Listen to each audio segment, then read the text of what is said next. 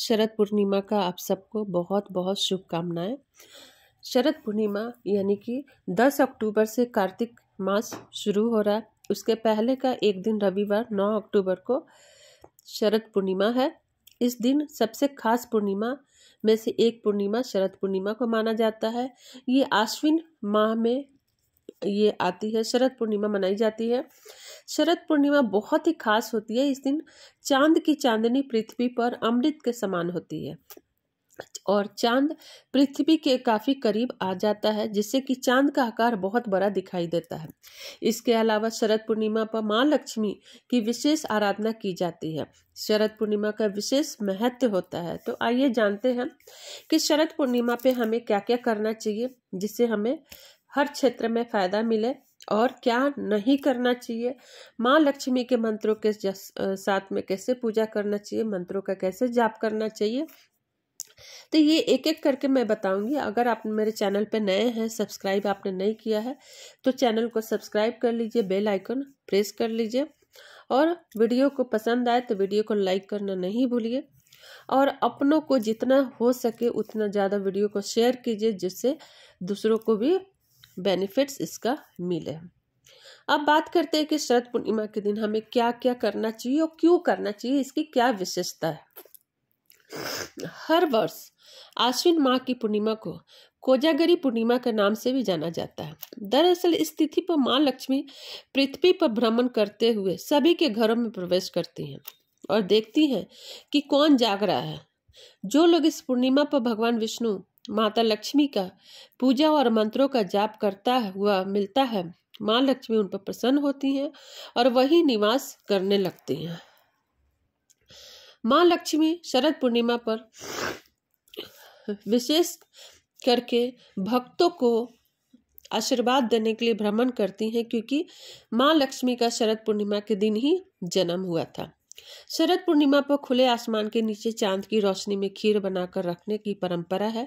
तो गाय के दूध में खीर बनाएं। मान्यता है कि शरद पूर्णिमा की रात को चांद की रोशनी बहुत गुणों से भरपूर होती है और खीर पर पड़ने से उसमें औषधीय गुण आ जाती है, जिससे किसी भी तरीके की बीमारी उसे दूर हो सकती है। शरद पूर्णिमा की शीतल चांदनी में खीर रखने का विधान है और खीर में दूध, चीनी, चावल भी चंद्रमा का कारक माना जाता है। इसमें चंद्रमा का प्रभाव सर्वाधिक रहता है 3 से 4 घंटे तक खीर पर। जब चंद्रमा की किरणें पड़ती है तो यही खीर अमृत तुल्य हो जाती है, जिसे प्रसाद रूप में ग्रहण करना चाहिए।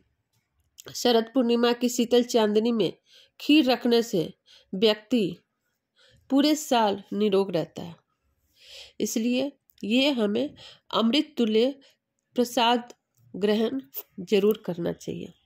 शरद पूर्णिमा को कुमार कार्तिकेय का भी जन्म हुआ था, जिसे कि कुमार पूर्णिमा भी बोला जाता है। और इस दिन मान्यता के अनुसार शरद पूर्णिमा की तिथि पर भगवान श्री कृष्ण सभी गोपियों संग वृंदावन में महारास लीला रचाए थे। इस कारण को शरद पूर्णिमा पर वृंदावन में विशेष आयोजन होता है, इसलिए इस महीने को पूर्णिमा का महत्व और भी बढ़ जाता है और इसको रास पूर्णिमा भी कहते हैं। नारद पुराण के अनुसार शरद पूर्णिमा की चांदनी रात में माता लक्ष्मी अपने वाहन उल्लू पर सवार होकर अपने कर कमलों में वर और अभय लिए निश्चित काल में पृथ्वी पर भ्रमण करती हैं और देखती हैं कि कौन जाग रहा है। इस कारण से कोजागरी पूर्णिमा भी कहा जाता है। शरद पूर्णिमा पर चांद अपनी सभी 16 कलाओं के साथ पूरा आसमान में छटा बिखरता है घटा। इस दिन चांद सभी पूर्णिमाओं की तुलना में सबसे ज्यादा चमकीला और बड़ा दिखाई देता है। शरद पूर्णिमा माता लक्ष्मी को समर्पित होता है। शरद पूर्णिमा की रात में माँ लक्ष्मी की विशेष पूजा होती है। इस दिन माता की उनकी प्रिय चीजें अर्पित करते हुए लक्ष्मी मंत्रों का जाप करना फलदायक होता है।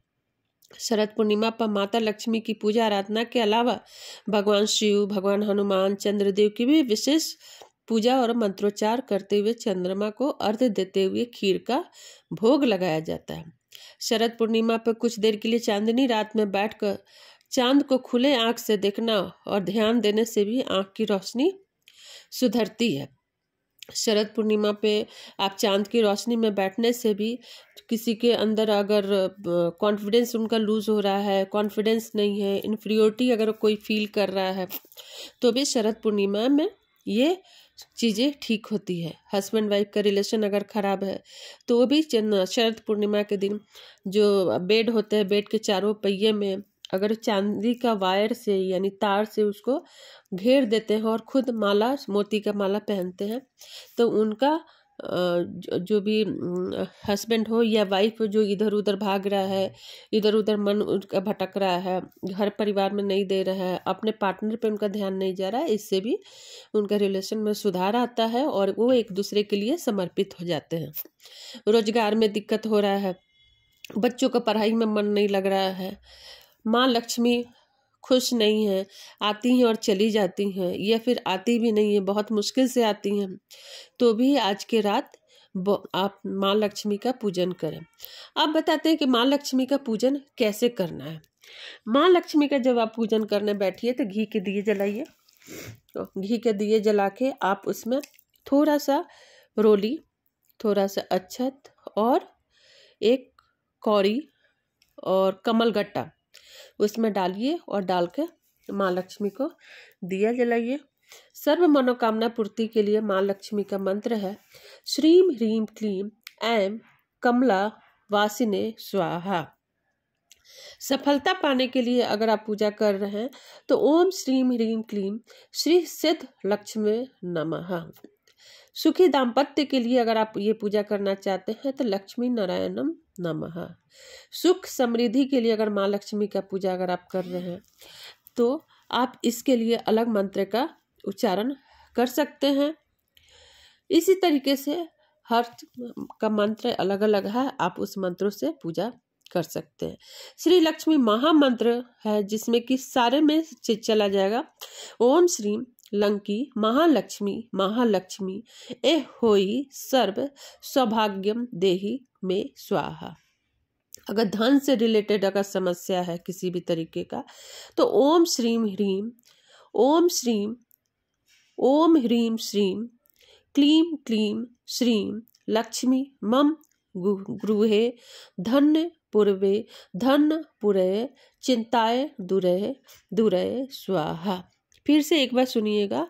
ओम ह्रीम श्रीम क्लीम क्लीम श्रीम लक्ष्मी मम गृहे धन पूर्वे चिंताए दुरे दुर्वे नमः या स्वाहा। माँ लक्ष्मी का बीज मंत्र है ओम श्रीम ह्रीम श्रीम कमले कमलाय प्रसिद्धे प्रसिद्धे ओ श्रीम ह्रीम श्रीम ओम महालक्ष्मी नमः। बीज मंत्र सारे मंत्रों में सर्वश्रेष्ठ मंत्र माना जाता है। आज के दिन झाड़ू का भी विशेष महत्व है, तो झाड़ू का जरूर पूजा करें। कैसे रख रखाव करना है वो मैं बताऊंगी और कैसे पूजा करना है। संध्या काल में झाड़ू कभी भी ना लगाएं, इससे संपन्नता चाहती है। मान्यता है कि जिस घर में झाड़ू का अपमान होता है वहाँ पे धन हानि होती है, क्योंकि माँ लक्ष्मी का वास होता है उसमें। तीसरा, झाड़ू को कभी भी घर के बाहर या छत पर नहीं रखें, ऐसा करने से चोरी या वारदात की शंका बढ़ जाती। झाड़ू को कभी भी किचन में न रखें या ईशान कोण में न रखें। झाड़ू को हमेशा छिपा कर रखिए, ऐसा जगह रखना चाहिए जहाँ पे आते जाते लोगों की नज़र न पड़े। किसी को भी झाड़ू से मारकर नहीं भगाना चाहिए, जैसे कि गौ माता हो, कुत्ता या अन्य कोई जानवर। झाड़ू को दरवाजे के पीछे छुपा कर रखते हैं। वास्तु शास्त्र के अनुसार झाड़ू रखने के लिए घर का साउथ ईस्ट या साउथ वेस्ट का ही चुनाव करें। झाड़ू को कभी भी खड़ी नहीं रखनी चाहिए, झाड़ू को भूमि पर लिटा कर रखें। खड़ी रखने से दरिद्रता आती है। घर से बाहर जाए तो कभी भी पैर झाड़ू के ऊपर न रखें, इससे अपशकुन होता है। झाड़ू का आज के दिन विशेष महत्व है कि पूजा कैसे करें हैं आप। झाड़ू को साउथ ईस्ट या साउथ वेस्ट में वहाँ थोड़ा सा पानी छिट के वहाँ पे रख दे, लिटा के रखें। थोड़ा सा अक्षत, थोड़ा सा रोली, हल्दी छीटे उसके ऊपर और 3 बार कलावा झाड़ू में लपेटें। लपेटने के बाद उसे एक लाल कपड़े से ढक दीजिए। ढक के वहाँ पे आप घी की दिए जलाइए। ठीक है, घी के दिए जलाइए। और भी आप कर सकते हैं ज़्यादा से ज़्यादा फलदाई बनाने के लिए एक लाल कलर के कपड़े में उसमें लौंग, इलायची और कमलगट्टा लेकर उसको बांध दीजिए और बांध के झाड़ू सा दबा के नीचे में रखिए। देखिए कि कैसे आपको खुद ही फर्क महसूस होगा कि जो धन रुक नहीं रहा था, आता था चला जाता था, बहुत मुश्किल से आता था, उस सब में आपको खुद फायदे दिखाई देंगे। अब बात करेंगे कि शरद पूर्णिमा में हमें किस बात का ज़्यादा ध्यान रखना चाहिए, क्या हमें ऐसा नहीं करना चाहिए आज के दिन, या फिर पूरे कार्तिक अगर मना लेते हैं तो बहुत अच्छी माना जाएगा। शरद पूर्णिमा में कभी भी तामसिक लहसुन प्याज का निषेध करें, भोजन में ना करें, कोशिश करें कि उपवास में रहें तो और भी अच्छा होगा। शरीर को शुद्ध और खाली रहने से क्या होगा कि अमृत की प्राप्ति होगी। जब आप चंद्रोदय की रोशनी में बैठेंगे, मून लाइट में बैठेंगे, तो उसकी ऊर्जा आपको ज़्यादा से ज़्यादा प्राप्त होगी। शरद पूर्णिमा पे चांद की रोशनी में जो खीर आप रख रहे हैं उसका बहुत ही ज़्यादा विशेष महत्व है। जैसा कि मैं बता चुकी पहले ही, उसको कभी भी स्टील के बर्तन में ना रखें या फिर चीनी मिट्टी के बर्तन में ना रखें। खीर को कांच का बर्तन ले लें, मिट्टी का या फिर चांदी का अगर लेते हैं तो सबसे ज़्यादा उत्तम माना जाता है, क्योंकि अन्य धातु में इसको न रखें। शरद पूर्णिमा के दिन घर में किसी भी तरह का झगड़े न करें, आपसी कलह नहीं करें, इससे दरिद्रता आती है। आपको लगता है कि आपके घर में या किसी को भी कोई भी प्रॉब्लम है, बीमारी है, सांस से रिलेटेड या खासकर दिमाग से रिलेटेड, मानसिक तौर पे कमज़ोर है, कंसंट्रेशन नहीं मिल रहा है, पढ़ाई में मन नहीं लग रहा है, अपने आप को इन्फीरियर फील कर रहे हैं, ऐसा लग रहा है कि आप सबसे कम है, कॉन्फिडेंस की कमी है, चार लोग के सामने आप बात नहीं कर पा रहे हैं, अपनी बातों को रख नहीं पा रहे हैं, एक्सप्लेनेशन नहीं कर पा रहे हैं, तो वैसे लोग जरूर सफ़ेद कलर का कपड़ा पहन के और चांद की रोशनी में आप 15 मिनट कम से कम बैठें और मंत्रों का जाप करें, ओम सोम सोमाय नमः। अब सुबह उठ के जो खीर रूपी प्रसाद है उसको खाएं और दान करें। लोगों को ज़्यादा से ज़्यादा खीर